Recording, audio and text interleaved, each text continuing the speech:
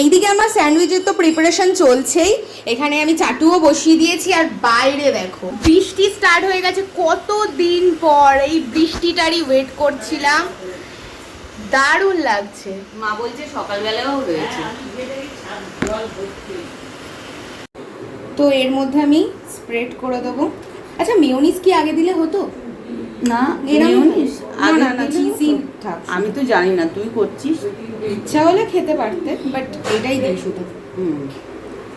তো এটা তো লাগিয়ে দিয়েছি এর মধ্যে, যেটা ছিল আর কি বানিয়েছিলাম, আর তার উপর একটা চিজ দিয়ে দিয়েছি।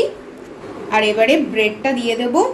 আমাদের কাছে যেহেতু স্যান্ডউইচ গ্রিল নেই, তাই এটার উপরেই আমরা নর্মালি বানাবো। তাবার মধ্যে কিছু দিতে লাগবে না? তাবার মধ্যে না, রুটির নর্মাল শেকি যেরকম আচ্ছা। সেরকম। দেখো এখন আর একটু জোরে বৃষ্টি এসেছে। উফ দারুণ লাগছে আজকের ওয়েদারটা।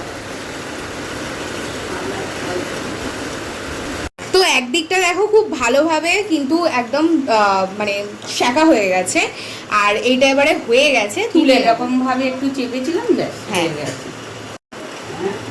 তো দেখো একদম কিন্তু রেডি, একদম পুরো ক্রিস্পি হয়েছে, দারুণ। দেখো দারুণ।